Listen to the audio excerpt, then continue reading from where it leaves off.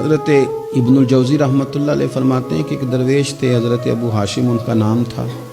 کہتے ہیں بڑی مجبوری تھی، مجھے کہیں جانا تھا تو کشتی نہیں مل رہی تھی۔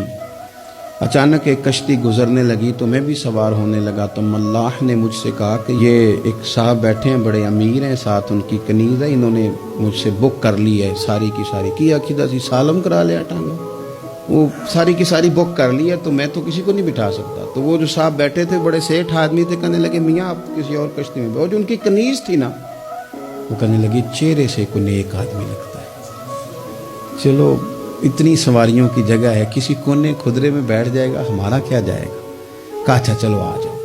کہتے میں کونے میں بیٹھ گیا، تھوڑا رستہ آگے گیا، انہوں نے کھانے کا سامان نکالا، مجھے بھی کھلایا، لیکن کھاتے کھاتے میری نظر پڑی تو اس میں تو شراب کے برتن بھی تھے معاذاللہ۔ پھر اس شخص نے کھانا کھانے کے بعد اس کنیز سے کہا کہ مجھے معاذاللہ گانا سناؤ۔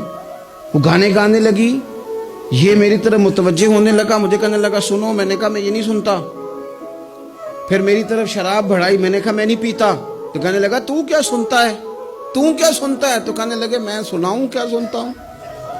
کہا سنائیے۔ فرماتے میں نے قرآن پاک پڑھنا شروع کر دیا۔ کچھ لوگ، میں آپ کو یقین سے کہتا ہوں، کچھ لوگ ایسے ہیں جن کی زندگی دور گزر گئی ہے مسجد سے، انہیں کو بندہ چاہیے جو تھوڑا سا جا کے پیغام حق سنائے۔ یعنی ان کو پتہ ہی نہیں ہے کہ دین میٹھا کتنا ہے، حسین کتنا ہے، قرآن میں چاشنی کتنی، سرکار کی تعریف کا، نعت خوانی کا رنگ کتنا شاندار ہے۔ میرا یہ ماننا ہے کہ جسے رب رسول کے رنگوں کی خوشبو کا پتہ چل گیا نا، پھر دنیا کا کوئی اور رنگ اسے اپنی طرف مائل کر ہی نہیں سکتا، سوال ہی پیدا نہیں ہوتا۔ کچھ لوگوں نے سونگا نہیں ہے، آئے نہیں ہیں، قریب نہیں آئے۔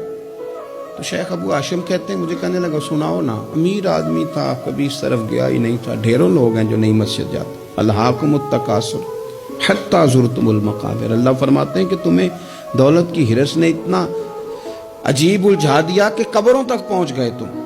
بہت سارے لوگ ہیں قبر میں چلے جاتے ہیں، مسجد میں نہیں آتے۔ تو کہتے ہیں میں نے اسے چند آیتیں سنائیں، اس کی تو کیفیت ہی بدل گئی۔ کہنے لگا مولانا زندگی بڑی گناہوں میں گزری ہے، اب توبہ کر لوں تو مالک معاف کر دے گا؟ کارنامے خطرناک ہیں، پیچھے رجسٹر کالا سیاہ، معافی ہو جائے گی۔ دولت بڑی تھی تو پھر ہم نے بھی شراب کباب شباب میں اڑا دی ساری، معاف کر دے گا؟ تو کہتے ہیں میں نے کہا ہو بندے کے آنے کی دیر ہے، اس کی رحمت تو فوراً ہی قبول کر لیتی ہے۔